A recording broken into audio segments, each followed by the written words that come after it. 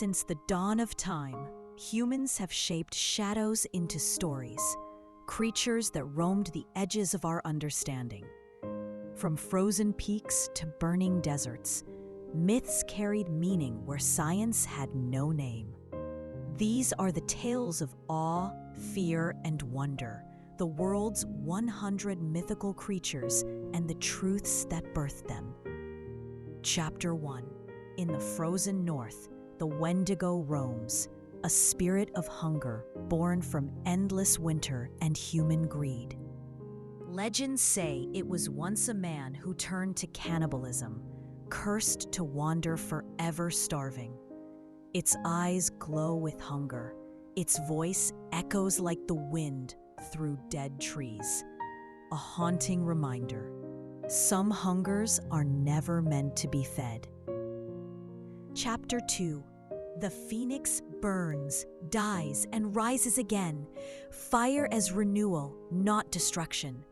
Ancient Egyptians saw it as the sun's spirit, reborn each dawn. Greeks named it phoenix, the crimson bird of eternity.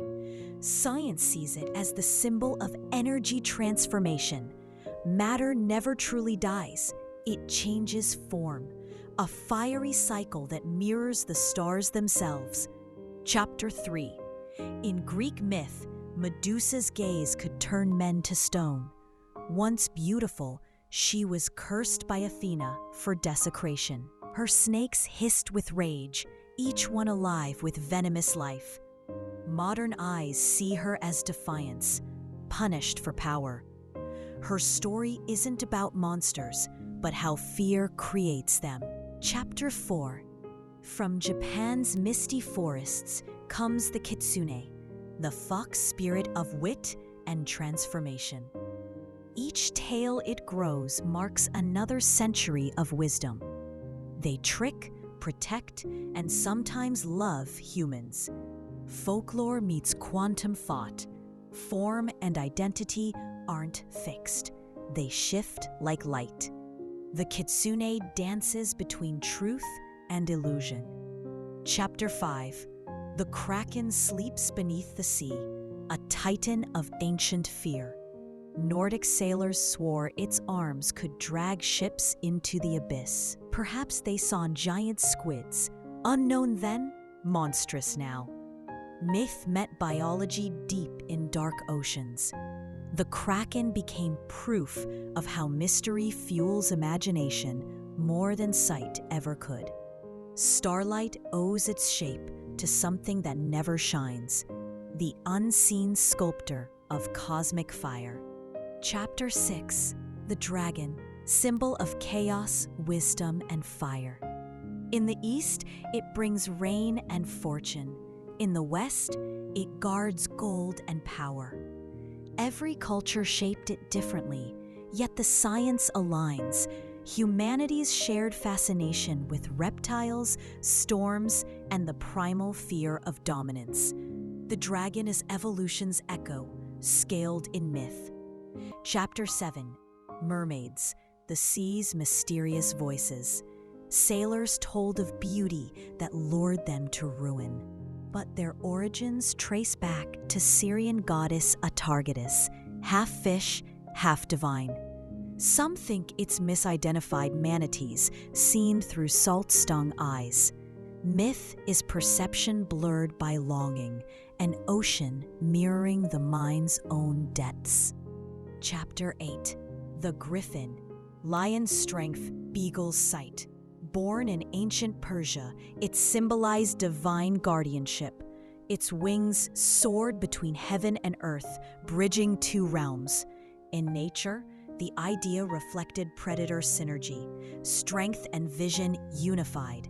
The griffin isn't fiction. It's metaphor for balance between power and clarity. Chapter 9. From Celtic woods comes the banshee, whose wail foretells death. Not evil, just a messenger of inevitability. Some say it's rooted in ancient mourning traditions, where cries carried emotion beyond words. The sound, scientists note, matches frequencies, triggering primal alertness. the myth speaks truth. Fear is often just awareness. Chapter 10. The Minotaur, half man, half bull, trapped in a labyrinth built by genius and guilt.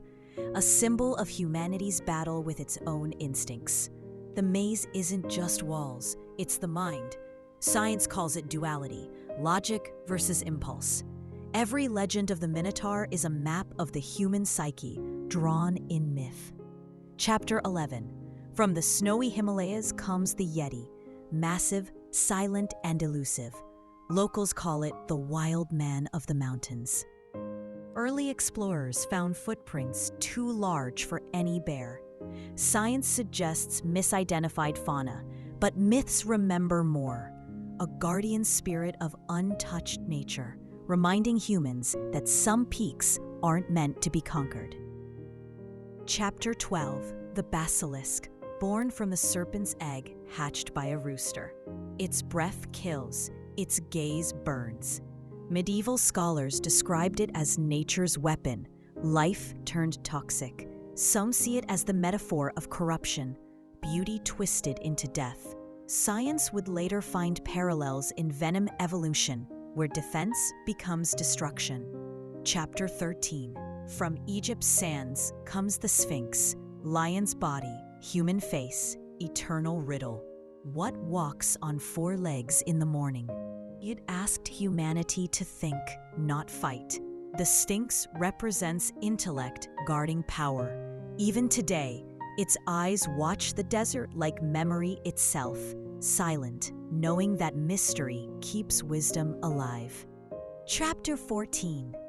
The Chimera breathes fire, part lion, goat, and serpent. Greek sailors claimed it haunted volcanic coasts, smoke rising from its lair. Biologists now see echoes in genetic mutation, organisms with mixed traits. Myth foresaw hybridization long before science named it. The chimera burned as both warning and wonder.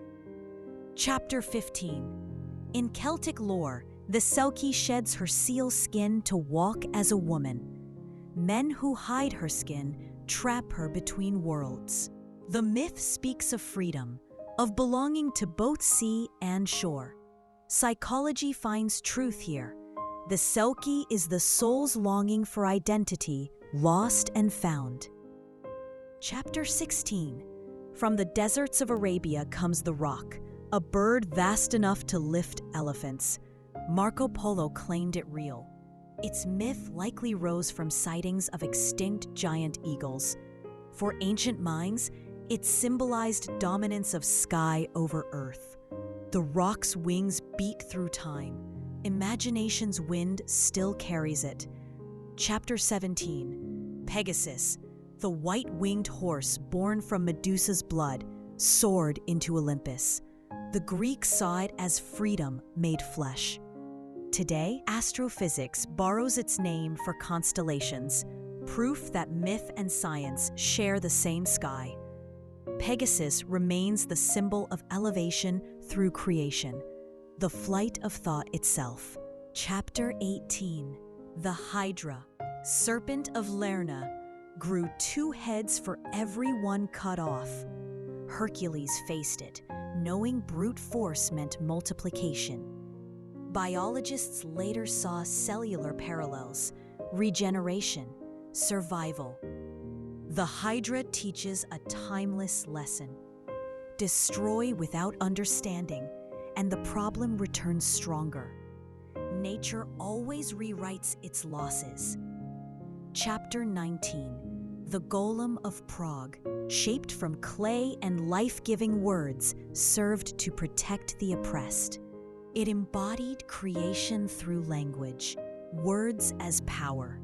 Scientists call it proto-artificial intelligence, form animated by command. The Golem story asks a modern question. What happens when creation stops listening to its creator? Chapter 20. From Norse myth comes the Valkyrie, warrior maidens who chose who lived and died in battle. Their wings carried souls to Valhalla. Today, They mirror the concept of natural selection, strength chosen, weakness left behind. Yet they weren't cruel. They were cosmic order in feminine form, grace deciding fate. Chapter 21, The Leviathan, described in ancient scriptures, was a sea beast so vast it coiled around the world. Some say it's rooted in early encounters with whales or massive squids. To theologians, it symbolized chaos before creation. In modern science, it mirrors entropy, the ocean's endless churn where order struggles to exist. Chapter 22. From Slavic folklore comes the Baba Yaga, a witch who lives in a hut standing on chicken legs. She isn't purely evil or kind, she tests courage. Her magic connects to nature's duality, life and decay intertwined. Anthropologists see her as an ancient echo of Earth's cycle, destruction feeding rebirth. Chapter 23.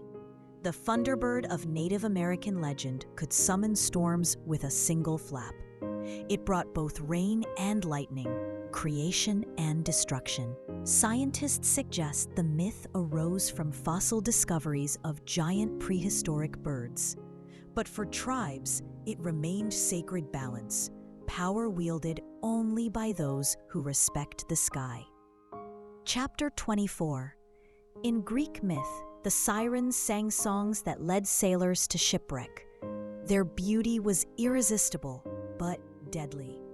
Historians trace the myth to dangerous coastal currents and deceptive echoes over water. The sirens embody temptation itself, a natural phenomenon interpreted through the human heart's weakness for wonder. Chapter 25. The Nemean lion's skin could not be pierced by any weapon. Hercules defeated it by strangling the beast with his bare hands. Ancient astronomers turned it into a constellation, Leo. The myth spoke of overcoming the impossible. In biology, it mirrors evolution's armor. Every predator inspires a stronger survivor. Chapter 26. The Jinn, born from smokeless fire, roam unseen in Middle Eastern lore. They can bless or curse, mirroring human intent. Their origin reflects ancient fascination with invisible forces, perhaps wind, perhaps energy. Physics now studies unseen realms too, like dark matter. Myth knew before science, what we can't see still shapes us. Chapter 27. The Cyclops, one-eyed giant of Greek legend, forged thunderbolts for Zeus. Their single eye symbolized focus and clarity of purpose. Fossilized elephant skulls likely inspired the tale, the central nasal cavity mistaken for an eye socket. The myth proves how observation, without understanding, can sculpt monsters from bones. Chapter 28. In Irish myth, the leprechaun guards his pot of gold at the rainbow's end. Trickster and craftsman, he embodies luck earned through cleverness. Economists might call him the myth of scarcity, value born from rarity. The rainbow is illusion, the gold, human ambition shining through imagination. Chapter 29. The faun, half human, half goat, roamed Roman forests playing flutes of enchantment, symbol of nature's untamed joy, yet also temptation. Science connects his imagery to early fertility cults celebrating life's. Chapter 30. From the Arctic tales of Inuit hunters comes the Kalupalik, a green-skinned creature that drags careless children into icy waters. It warns of danger and respect for nature's edge. Anthropologists see it as survival wisdom turned story. Even in myth, fear can be a teacher wrapped in legend. Chapter 31. From the mist of Norse legend rises Fenrir, The wolf destined to devour the world. Bound by gods, he broke free at Ragnarok. His strength mirrors the unstoppable force of nature. Genetic science now finds truth in his myth. Predators keep balance. Fenrir's rage wasn't evil, it was ecological order unleashed. Chapter 32. The unicorn, white and wild, symbolizes purity and grace. Medieval texts called its horn a cure for poison, perhaps inspired by narwhal tusks traded as relics. The myth shows human awe for rarity. Even now, its spiral horn reflects Fibonacci's divine pattern, math disguised as magic through time. Chapter 33. The manticore with a human face, lion's body and scorpion tail, guarded Persian tombs. To ancient minds, it was both protector and punisher. The creature embodied justice's paradox, fear ensuring order. Its myth parallels ethics, law born from danger. The manticore roared civilization into caution. Chapter 34. In Chinese legend, the Qilin walks where peace reigns. Hooves soft as clouds, voice like music. It appears when great rulers are born. Biologists note ancient giraffe sightings may have inspired it. Yet the myth transcends biology. It's moral geometry, where harmony and leadership shape natural balance. Chapter 35. The Kraken's cousin, the Luska, haunts Caribbean blue holes. Half shark, half octopus, it drags ships to silence. Divers today find unexplored caverns stretching deep beneath waves. Myth and geology meet here, mystery preserved in darkness. The Luska reminds us, unknown places birth the loudest legends. Chapter 36. In Aztec tales, Quetzalcoatl, the feathered serpent, brought knowledge and creation. Half bird, half snake, air and earth united. Historians see him as symbol of duality, intellect grounded in instinct. The myth predicted balance science later echoed, mind and matter entwined in cosmic design. Chapter 37. The harpy with wings of storm and hunger's cry punished the greedy. Greeks saw her as divine vengeance. Meteorologists later found winds that sounded like screams, nature's justice echoing myth. The harpy reminds us, excess invites balance, and even the air remembers fairness. Chapter 38. From African legend comes the Tokalash, a mischievous spirit that disturbs sleep. Elders placed beds high off the ground for protection. Anthropologists trace it to moral storytelling, teaching caution and humility. In modern terms, it's sleep paralysis personified, night terror wrapped in culture's warning whisper. Chapter 39. The nymphs, guardians of streams and trees, embodied nature's spirit. Their laughter became wind through leaves. Ancient Greeks saw them as living ecosystems, each forest, river, and spring alive with consciousness. Ecology today calls it interdependence. Myth already knew, destroy one life and all tremble. Chapter 40. The Balinese Layak, a flying head with trailing organs, hunts for life force at night. Horrifying yet moral, it warns against dark magic's cost. Cultural scholars interpret it as fear of imbalance, spiritual energy misused. Every culture has its Layak. Curiosity unchained from compassion. Chapter 41. The chupacabra emerged from Latin America's shadows. Goatsucker, blood drinker, modern myth in motion. First seen in the 1990s, it spread faster than proof. Zoologists suggest diseased coyotes caused the sightings, yet the story evolved into digital folklore. It's the first creature born from media fear, not mythic faith. Chapter 42. From the deep Amazon, the Mapinguari roars, a giant with backward feet and a single eye. Legends call it guardian of the forest. Biologists connect it to memories of extinct ground sloths. The myth became defense, nature giving voice to wilderness. Warning, cut too deep and the jungle awakens. Chapter 43. In Hindu lore, Garuda, half man, half eagle, carries gods through the skies. His wings represent freedom from ignorance. Ancient art shows aerodynamic understanding long before physics named it. Garuda's flight isn't mere motion. It's transcendence through awareness, the science of spirit powered by purpose. Chapter 44. The Nuckallavee, Scotland's skinless demon horse, breathes disease on land and sea. Its myth arose from plagues and red tides. Modern science links such tales to algal blooms and infection. The creature's horror reflected survival wisdom, fear crafted as folklore to explain unseen poisons. Chapter 45. From Egypt's night sails the Ammon, the devourer of hearts unworthy of the afterlife. Part lion, part crocodile, part hippo, she sat beside judgment's scales. Psychology finds her forms symbolic. Fear of guilt, punishment. Chapter 47. From ancient Greece came the Erinyes, furies born of vengeance.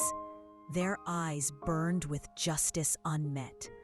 They weren't monsters, but conscience personified.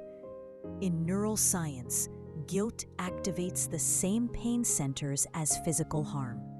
The Furies lived in the brain long before anyone named neurons. Chapter 48. In Filipino lore, the aswang shifts forms, a woman by day, a winged predator by night. It blended vampire, witch, and shapeshifter. The myth kept communities alert at dusk.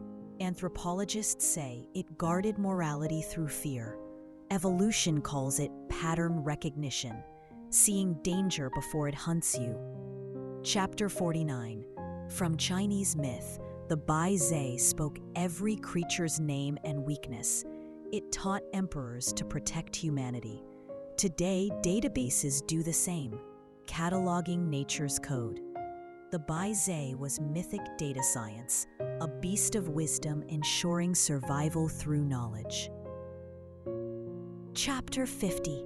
In Greek tragedy, the siren's cousin, the Lorelei, haunted the Rhine River. Her song lured sailors onto jagged rocks. Historians trace her to echoing cliffs and optical illusions. Yet the tale remained, beauty that blinds, desire that drowns. The Lorelei still sings wherever reason fades to dream. Chapter 51. From West African lore comes Anansi, the clever spider who trapped stories from the sky god. He spun wisdom into laughter, teaching through trickery. His web symbolizes communication itself, connection before the internet. Anansi proves intelligence isn't force, but the art of weaving truth into tales. Chapter 52. The Loch Ness Monster, affectionately called Nessie, surfaced in Scottish waters in the 20th century. Skeptics cite optical illusions and sturgeon, yet sonar still finds strange depths.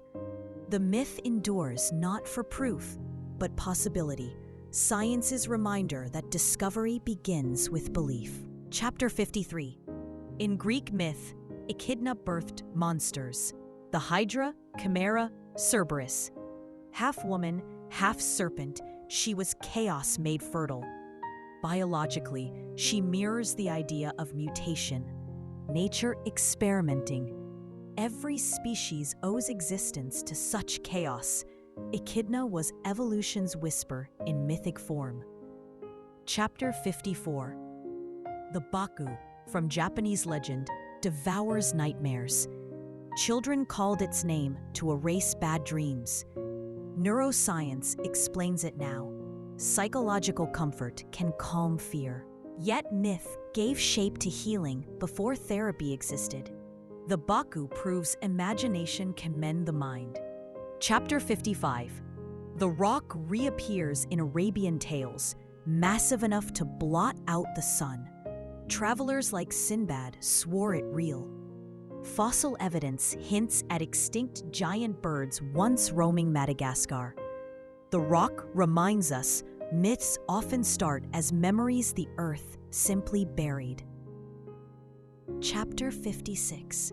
From Slavic myth, the domovoi guards the home's hearth. Small, hairy, and loyal if respected.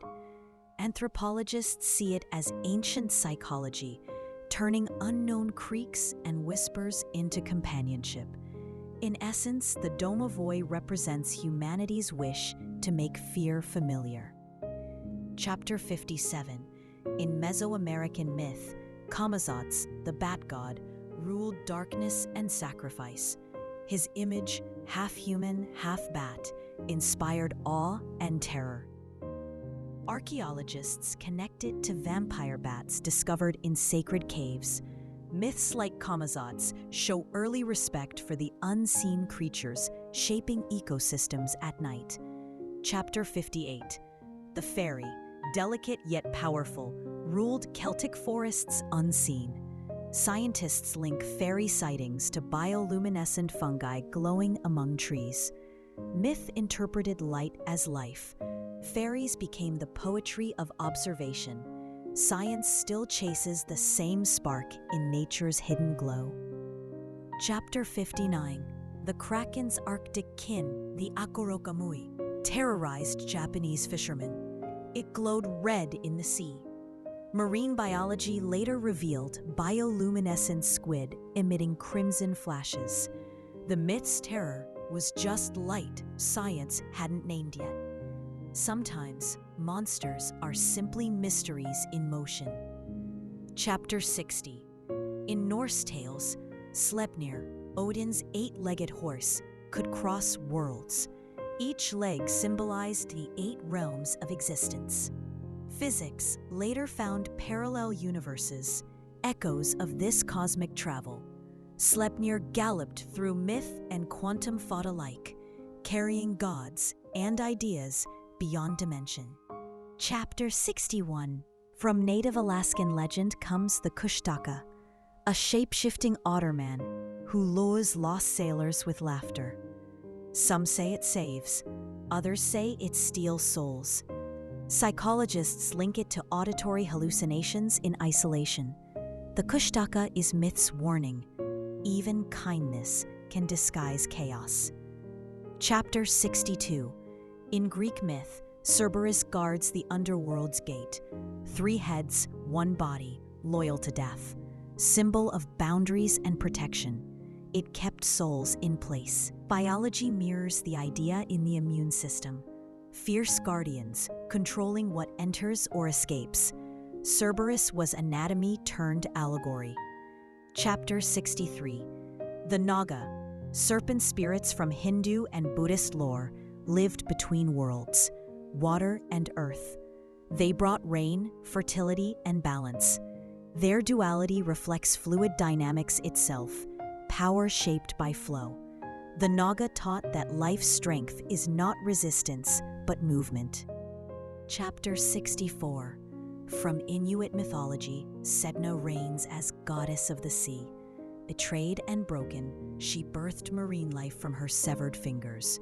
Ecology calls this poetic justice, sacrifice birthing abundance. Sedna embodies the law of energy, loss becoming creation's foundation. Chapter 65. The firebird, glowing in Slavic forests, left trails of sparks as it flew. It symbolized hope through hardship.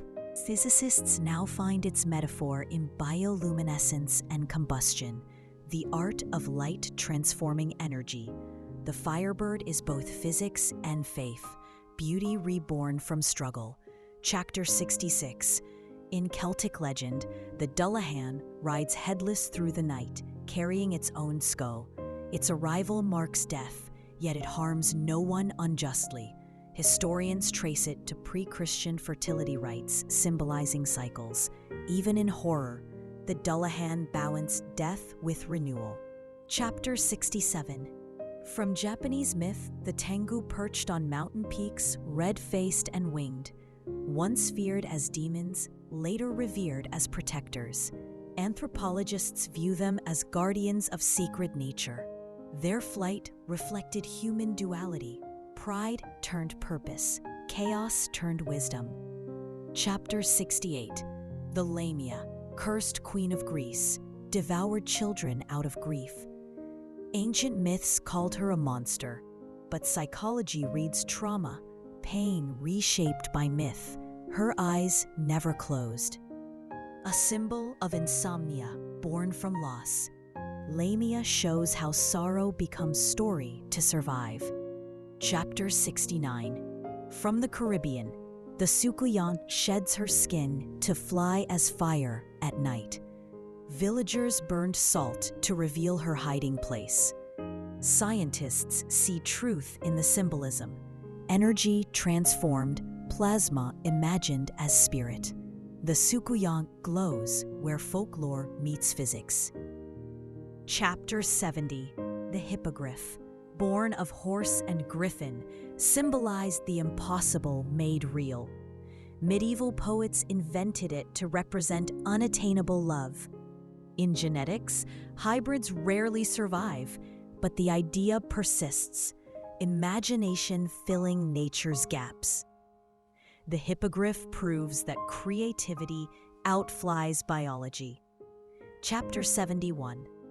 From Chinese legend, the Jiangshi, hopping vampire, feeds on life energy. Its stiff movements came from rigor mortis misunderstood. Chapter 73. The Kelpie lurks in Scottish rivers, appearing as a horse to lure riders into drowning.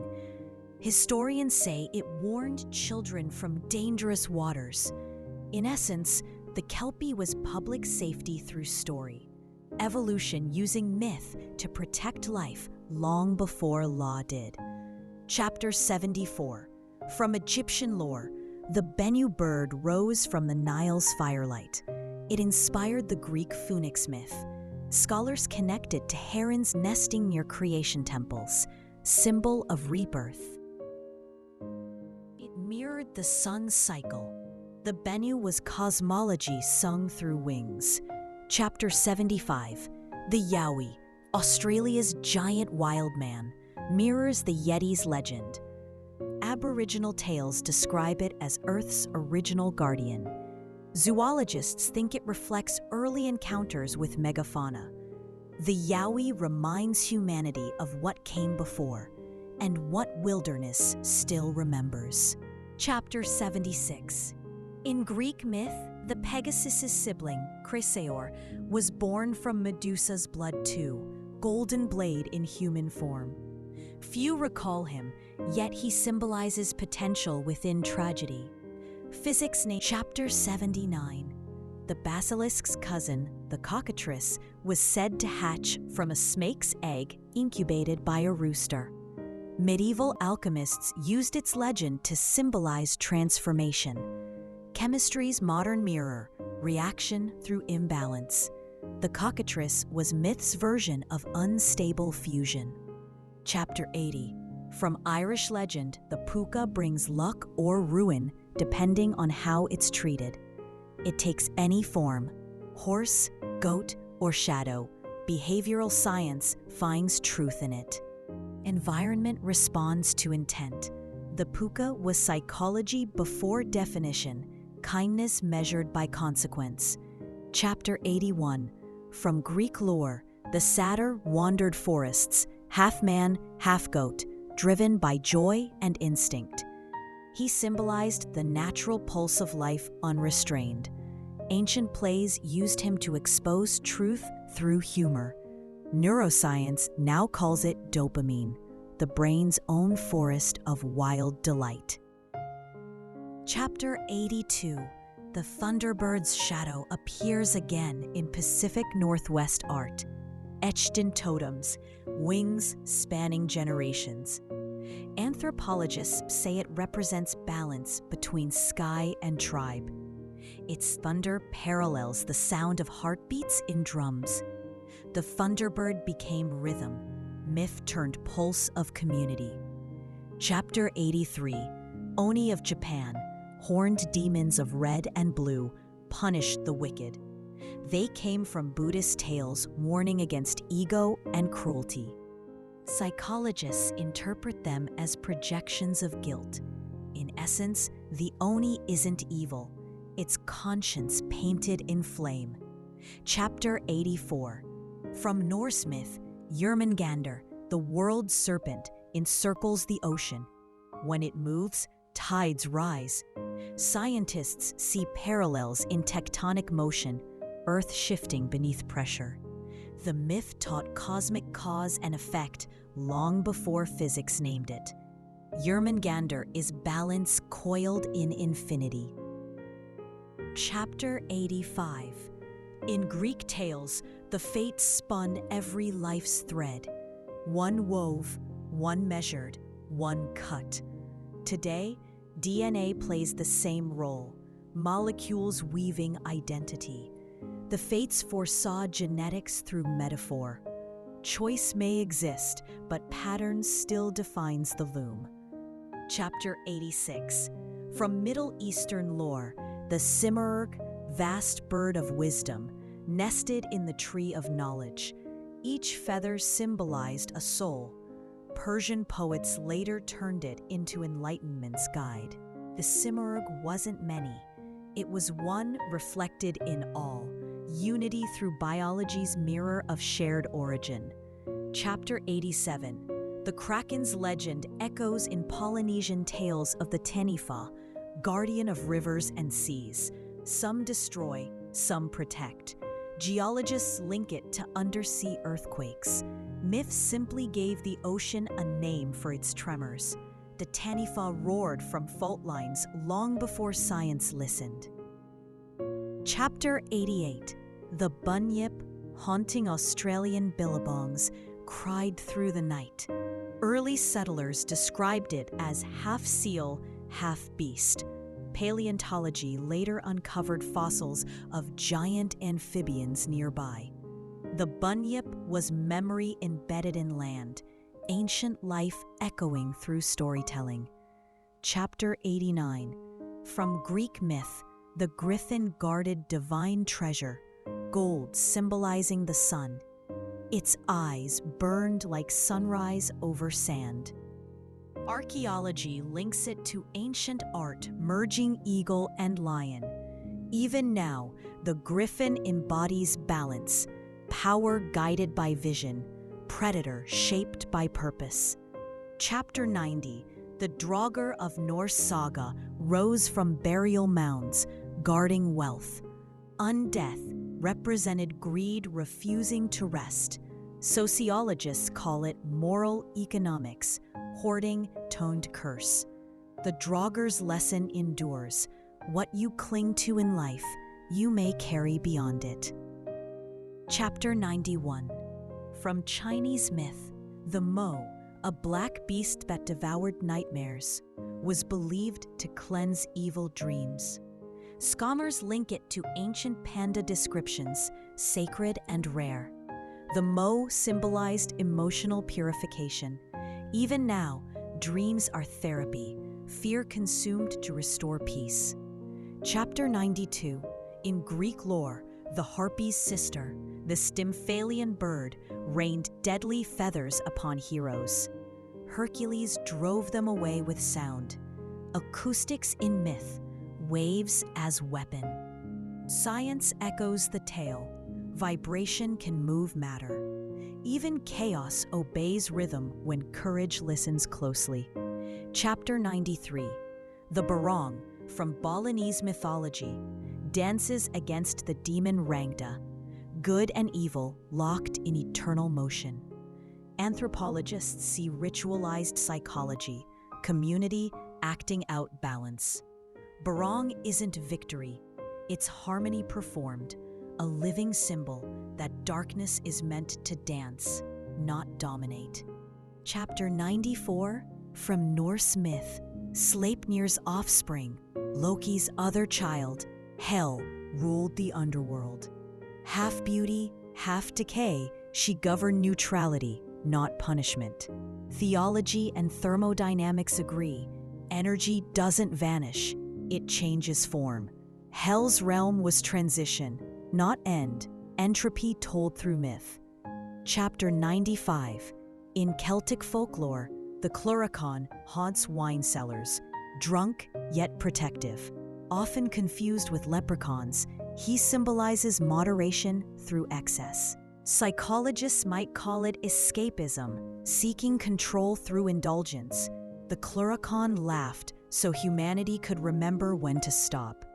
Chapter 96. From Arabian Tales, the Ifrit burns with smoke and fury, power unbound by mercy, yet even flames obey fuel. The Ifrit's legend mirrors combustion itself, reaction and release. Scientists see energy, poets saw wrath. Both described the same phenomenon, heat given soul. Chapter 97. The Pontianak from Malay folklore is the spirit of a woman who died in childbirth. Her cry chills the air. Sociologists say it reflects maternal fear and grief in patriarchal times. Even horror held compassion. Grief turned into voice eternal. Chapter 98. From Greek sea legends, Scylla guarded one side of a narrow strait, Charybdis the other. Sailors had to choose between them. The phrase, "between two dangers," began here. Myth became logic, risk management disguised as epic poetry. Even odysseys require navigation. Chapter 99. In Japanese tales, the Yuki-onna, the snow woman, appears in blizzards, beautiful, pale, and merciless. Frostbite personified. Meteorology explains the conditions. Mythology explains the awe. Yuki-onna remains the embodiment of winter's truth, beauty that kills through stillness. Chapter 100. The Ouroboros, serpent eating its tail, encircles time itself. Found in Egyptian, Norse, and alchemical texts, it symbolizes eternity, the universe recycling itself. Modern physics names it the closed system. The myth ends where it began, creation devouring destruction, life endlessly rewriting itself. Every legend began as a heartbeat in the dark, an echo of curiosity refusing to fade. Science explains the world, myth gives it soul. And somewhere between fact and faith, these creatures still breathe, reminding us that imagination is humanity's oldest magic.